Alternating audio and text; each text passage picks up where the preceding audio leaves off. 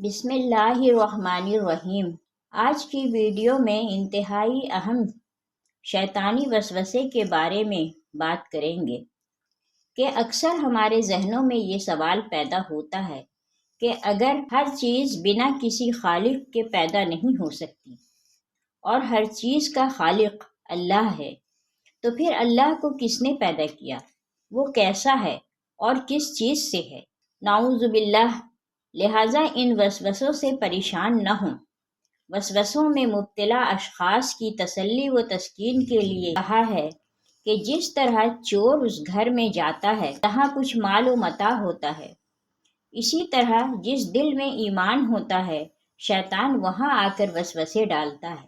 شیطان چونکہ انسان کا ازلی دشمن ہے، وہ انسان کو کسی بھی طرح سکون اور چین سے نہیں رہنے دیتا۔ شیطان کی سب سے پہلی کوشش یہی ہوتی ہے کہ وہ کسی طرح انسان کو اس کے خالق کے بارے میں شکوک و شبہات میں ڈال کر اس کو سرے سے ہی بے ایمان و مشرک کر دے، اور اگر شیطان اس عمل میں ناکام ہو جائے تو پھر اس کی دوسری کوشش یہ ہوتی ہے کہ وہ مومن کی اہم عبادتوں، نماز، روزہ، حج اور زکوٰۃ کے بارے میں شکوک و شبہات پیدا کر دے۔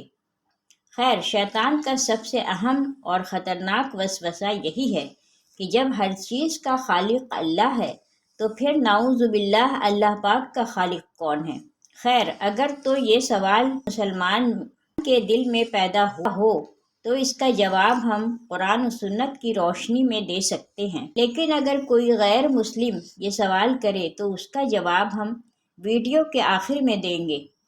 سب سے پہلے یہ جواب دیتے ہیں کہ اگر مسلمان کے دل میں یہ وسوسہ پیدا ہو تو پھر اس کا کیا حل ہے؟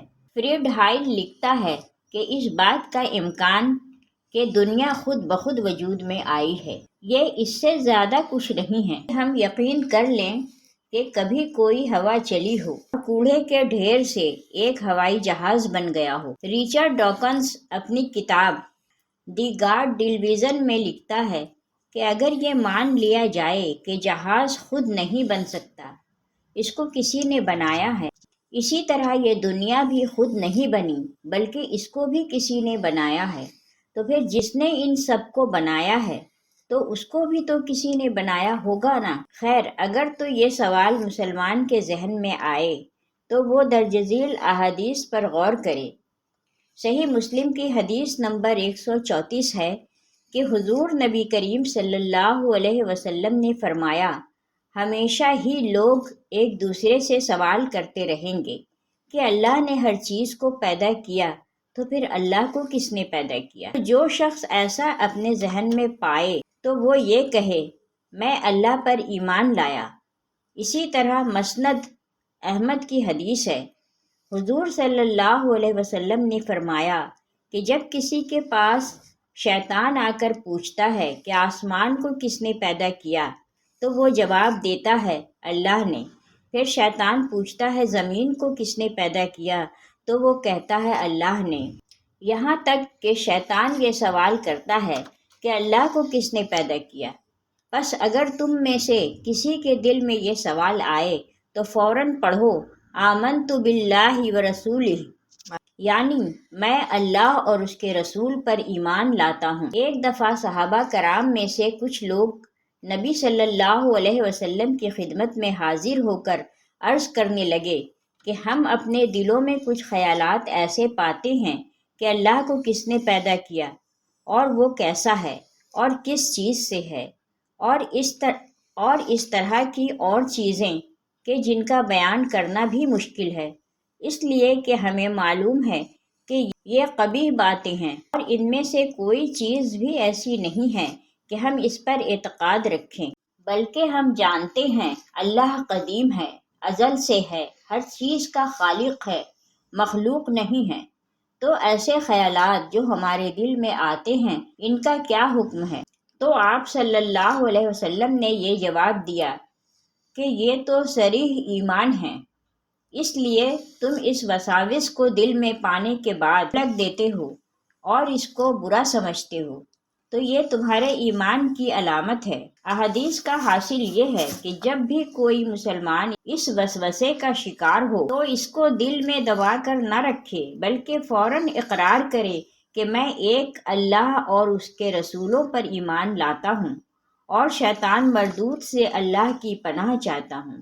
بعض احادیث میں بائیں طرف 3 دفعہ تھوکنے اور سورہ اخلاص پڑھنے کی بھی تلقین کی گئی ہے۔ اب سوال یہ پیدا ہوتا ہے کہ اگر کوئی کافر، مشرک، منکر یا عقل پرست انسان یہ سوال کرے کہ ہر چیز خالق کے بغیر نہیں بنتی تو اللہ کا خالق کون ہے، تو ان لوگوں کو قرآن و سنت سے جواب دینا بے سود ہے، کیونکہ وہ تو قرآن و سنت کے ہی انکاری ہوتے ہیں۔ لہٰذا ہم ان سے یہ کہیں گے کہ یہ سوال کرنا اصولی اعتبار سے باطل ہے، بلکہ فی نفسہ سوال ہی میں بھی تناقض ہے، کیونکہ اگر بفرض محال اور جدلی طریقے پر یہ کہہ بھی دیا جائے کہ اللہ تعالیٰ کا کوئی خالق ہے تو فوراً دوسرا سوال پیدا ہوگا کہ اس پیدا کرنے والے کے خالق کو کس نے پیدا کیا، پھر پیدا کرنے والے کے خالق کو کس نے پیدا کیا۔ اس طرح ایک ایسا سلسلہ اور تسلسل نکل پڑے گا جس کی کوئی انتہا نہیں ہوگی، جو کہ عقلاً محال بھی ہے۔ سب سے پہلے ایسے سوالات کرنے والے سے یہ پوچھنا پڑے گا کہ تم اللہ کو خالق مانتے ہو؟ اگر وہ ملحد ہو تو اس سے پوچھا جائے کہ کیا یہ بغیر کسی پیدا کرنے والے کے خود بخود پیدا ہو گئے ہیں یا یہ خود پیدا کرنے والے ہیں؟ کوئی بھی عقل رکھنے والا شخص یہ نہیں مان سکتا کہ اس نے خود کو خود ہی پیدا کیا ہے، اور نہ ہی مانا جا سکتا ہے انسان خود بخود پیدا ہوتے جا رہے ہیں۔ لا محالہ یہ ماننا پڑے گا کہ کوئی خالق ضرور ہے اور وہ اللہ ہی ہے۔ چنانچہ جب یہ واضح ہو گیا کہ نہ تو وہ بغیر خالق کے پیدا ہوئے ہیں اور نہ ہی انہوں نے خود کو پیدا کیا ہے، تو متعین ہو گیا کہ ان کو پیدا کرنے والا اور انہیں وجود میں لانے والا کوئی نہ کوئی ضرور ہے۔ پھر جب یہ کافر، مشرک، ملحد، مجنون اور بے عقل یہ تسلیم کر لیتے ہیں تو ہم ان سے دوبارہ سوال کریں گے کہ کیا خالق مخلوق ہو سکتا ہے؟ ہرگز ہرگز نہیں، کیونکہ اس سے اجتماع نقیضین لازم آئے گا۔ ہم مزید کہہ سکتے ہیں کہ خالق کے سلسلے میں اصل وجود ہے، کیونکہ اگر عدم اصل ہوتا تو وہ کائنات کو پیدا نہیں کر سکتا تھا، جیسا کہ گزشتہ سطور میں بیان کر دیا گیا ہے کہ معدوم کا خود کو پیدا کرنا ہی محال ہے، کیا جائے گا کہ وہ کائنات کو پیدا کرے۔ لہٰذا جب خالق کے سلسلے میں اصل وجود ہے تو اس کے سبب وجود اور اس کی خلقت کے بارے میں سوال کرنا ہی سرے سے باطل ہے۔ اسی طرح اللہ رب العزت کی ذات ازلی ہے اور اس کا وجود اس کی ذات سے کبھی جدا نہیں ہو سکتا۔ اسی طرح اگر ہم کہیں کہ ہر چیز کا کوئی نہ کوئی خالق ہے، چاہے کائنات کا کوئی خالق ہے، پھر اس کائنات کو پیدا کرنے والے کا کوئی خالق ہے، پھر اس کے پیدا کرنے والے خالق کا کوئی خالق ہے، پھر اس کے پیدا کرنے والے خالق کے خالق کو بھی کوئی پیدا کرنے والا ہے، تو یہ سلسلہ چلتا رہے گا اور کبھی ختم ہی نہیں ہوگا۔ اور اس تسلسل سے یقینی طور پر لازم آئے گا کہ کائنات کا کوئی خالق ہی نہیں ہے، کیونکہ جب ہم یہ کہیں گے کہ کائنات کو پیدا کرنے والے کا بھی کوئی خالق ہے تو اس سے اس کا مخلوق ہونا لازم آئے گا، اور جو مخلوق ہو وہ خالق نہیں ہو سکتا، اور جب خالق نہیں ہو سکتا تو پھر کائنات کو پیدا بھی نہیں کر سکتا۔ اگر کائنات کے وجود سے پتہ چلتا ہے یہ سوال اور فلسفہ ہی سرے سے باطل ہے، کیونکہ کائنات کے وجود کا مطلب ہے کہ اس کا کوئی خالق ہے، اور جو خالق ہوگا وہ مخلوق نہیں ہو سکتا۔ خلاصہ کلام یہ ہے کہ اصولی طور پر یہ سوال باطل ہے، بلکہ فی نفسہ سوال ہی میں تناقض، کیونکہ خالق کو کسی نے پیدا نہیں کیا بلکہ وہ اپنے سوا سب کا خالق ہے۔ یہی بات عقل اور منطق کے موافق ہے، اور وہ خالق اللہ تعالیٰ ہے۔ لہٰذا ان تمام وسوسوں سے بچنے کے لیے مذکورہ نبوی نسخہ پر عمل کیا جائے۔ اللہ پاک ہم سب کو اپنے حفظ و امان میں رکھے۔ ہم شیطان مردود سے پناہ مانگتے ہیں۔ اے اللہ پاک، ہمیں تمام شیطانی شکوک و شبہات اور تمام شیطانی وسوسوں سے دور رکھنا۔ بے شک تو ہی ہر چیز کا خالق و مالک ہے۔ ہم پر رحم فرما اور ہمیں شیطان کے شر سے ہمیشہ محفوظ رکھنا۔ آمین۔